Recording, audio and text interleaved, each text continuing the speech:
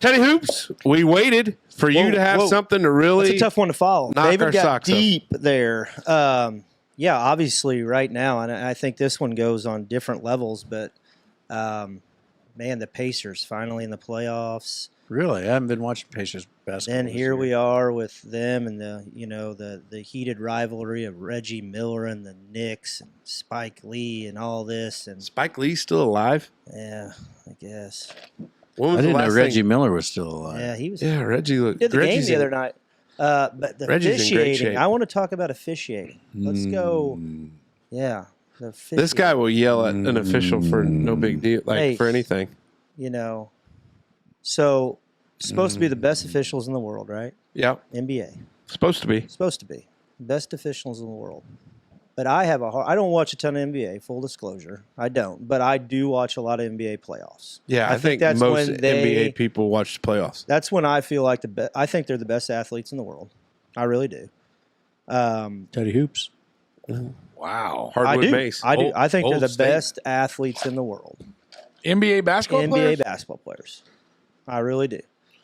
And I think I don't the think NBA, so, but we can talk about that some other time. When they decide to play like the NBA playoffs, it's enjoyable to watch, in my opinion. So May through June. But it is hard to watch as a basketball guy because I just feel like it's so.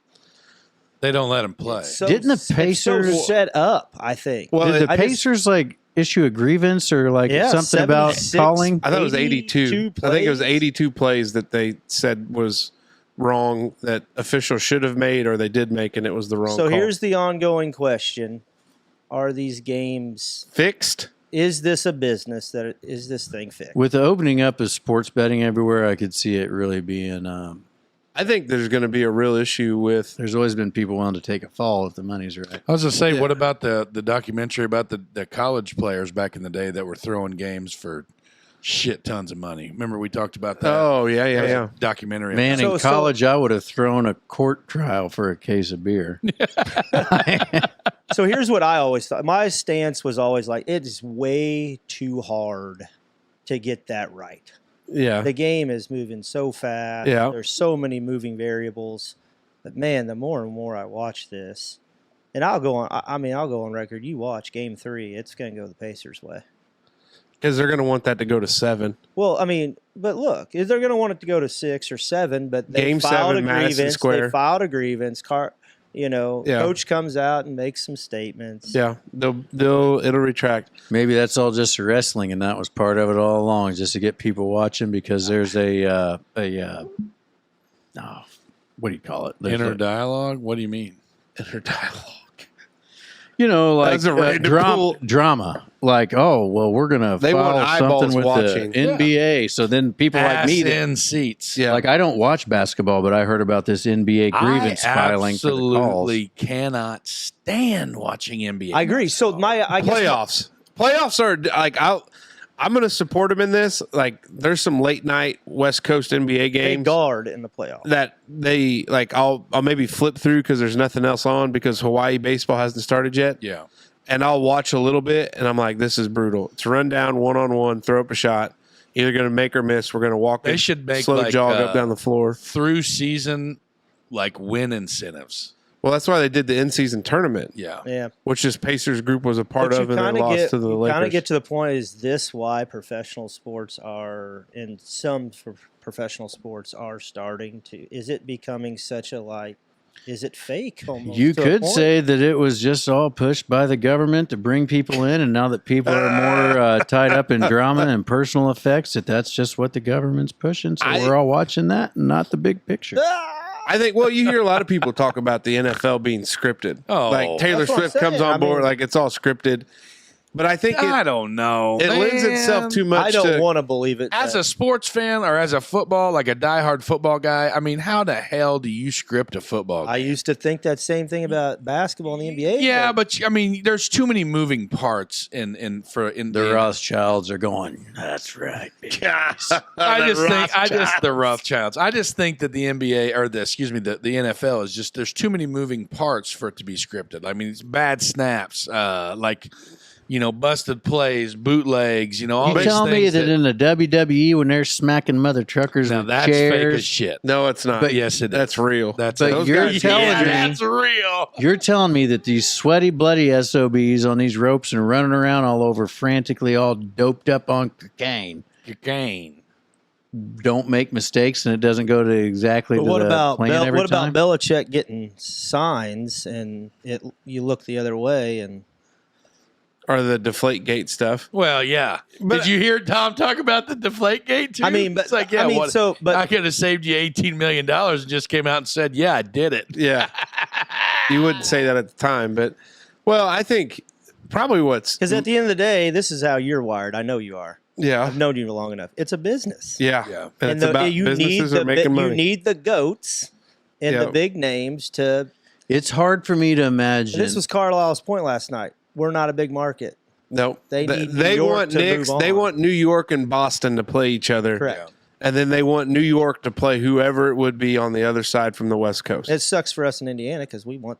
Because the we highest, love basketball. the highest paid people in our lifetimes have always been entertainers, and I don't know how you justify paying somebody tens of millions of dollars a year to play a sport where you're only actually working 20% of the year. I don't know. Baseball, those guys are busting their asses. Those guys play half a Half a year games. and like Yeah. 7 to 8. Like I think they're probably the most playing out there.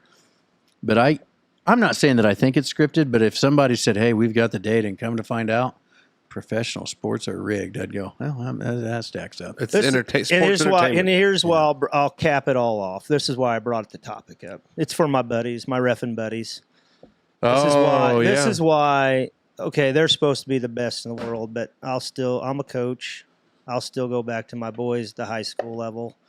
I think they do a great job. I really do. I mean, I was on their butts as a head coach at one point. Well, Yeah. I still love it at the heart at the local level. They work their butts off to try to get it right, and they deal with a lot of crap.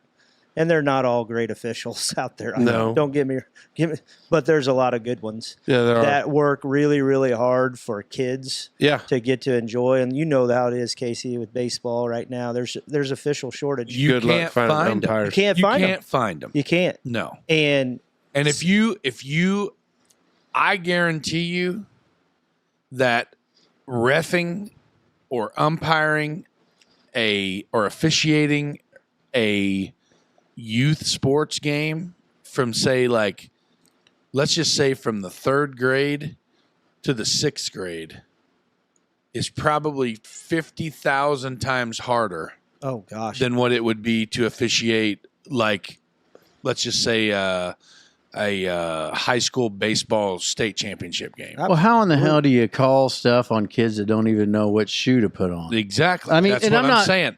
But It's like, okay, yeah, I tied my shoe today. What do you mean that wasn't out? Well, little Jimmy. But what I'm saying You is, swung though, 4 is you times. have Yeah. every single parent on the planet. they know it all. Yeah, they know more than that umpire.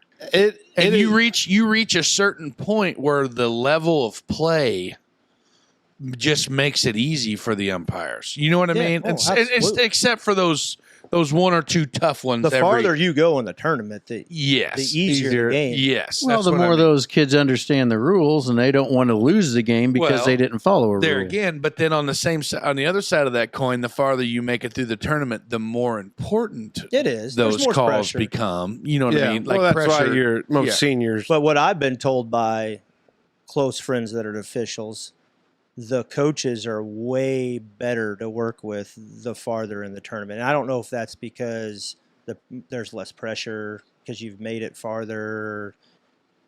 But happy to be here, kind of happy to deal. be here, kind of deal. I don't. Yeah. You know what I bet it is? It's probably more to do with the kids that are there at that time. Their parents aren't the type to bitch because little Jimmy didn't Yeah. get to play. Well, no, that's it. That's what I like mean. the parents are probably better than like, hey, we're in this to win this. In around If here, a little lot of Jimmy times. has to sit Yeah. on the bench, you go down. glad you got to practice with You him, go kiddo. down to a Try next Huntingburg year. Youth League baseball game. And like I said, sometimes sometimes there's problems. I mean, everybody's seen it. Not calling out the umpires or whoever like that, but this dude's just worked a 10-hour shift. Yeah. He's came and he's going to go back into the shed. He's going to strap on a chest protector and shit that's 5 times too small for him. He's going to go out there and try to call the best game that he can call. And he's going to have 30 people on both sides just mother effing him up one side, down the other. Well, and the problem is that if he's not there, You don't have a game. we don't play. Correct. We, And people need to realize that. when I got back after my freshman year of college, I was going to do some Little League umpiring. And I did a couple games Not behind a chance. I did a couple games behind the plate. And I remember it vividly. I think it was like the second game. First one, no big deal. Second game, some coach loses his mind saying, well, little Jimmy didn't step on home plate. Oh, my and I go, I watched him step on home plate and then start arguing about it. And then it pisses off the other coach because it's like, what are you like, and it just goes back and forth. And I'll say some of this, though. I think as coaches, you can set the example of when it comes to showing respect to officials. Absolutely. And I think like my biggest thing, like in this middle school baseball league and group that plays up, basically predominantly PAC teams and a few others, when I have that meeting, I tell them, we don't want any Johnny testosterones. If you're going to be that way, you're out. Yeah. The second thing, this is about development. You're not winning a damn thing in this. Yeah. Like, it's not that big of a deal. And the third thing of it is, umpires are so limited to get. Yeah. Like, if you want to be that guy and do it. And I'm sure it probably pisses off some parents. I'm used to pissing off parents. It's fine. It doesn't bother me. But they'll wonder why you don't go argue a call. It doesn't do me any good. No. And it's a very vivid lesson. We were up at Du Bois playing, and umpire behind the plate, and he's done a lot of our games this year. I like him. I think he does a good job. He misses some stuff here or there, but he does a good job. He called a low strike, like catcher grab dirt, and just kind of the low strike. A low pitch is the hardest pitch to call accurately. And I was walking back through, and I said, "Man, Jerry," I said, I just called him. I knew you I'll edit that out. I knew You it gotta was describe coming. this I knew guy. it was coming. But he's short, bald, and has a beard, and he's my best friend. Jerry Haas, a living legend. And I said, Jerry, I said, Dan, I think that's low. He goes, well, I think it was a strike, and that's what I called it. So it was a strike. And I go, Jerry, the catcher had to grab. And he said, I called it a strike. So it's a strike. I said, I'm not arguing with it. He goes, well, Sounds like it. yeah, well, that's Then exactly take what your bearded bald ass and get back in the dugout. Well, and so I just kept walking on, and I'm like, and at the middle school level, we're pretty fortunate because, like, if I'm going to go talk to an umpire, like, I'm going to walk up, I'm going to have that conversation. Like, it's not like you're going to get the call overturned. No. And it don't do any good to yell and scream. No. And your emotions get the best of you sometimes, but I've been doing it long enough, and I think that's the thing. Here's what fans don't understand, and from a coach's perspective, there's an art. Yeah. Yes. Oh, yeah. There's an art to it. There and they is don't get it. There is a right and wrong way to talk to an official. Yes. And there's a time and there's a way, and you work them. Yeah. And it starts may as- not be this game. It may be the next game. It always Yeah. starts with a handshake. Hey, Casey Lindemann, nice to meet you.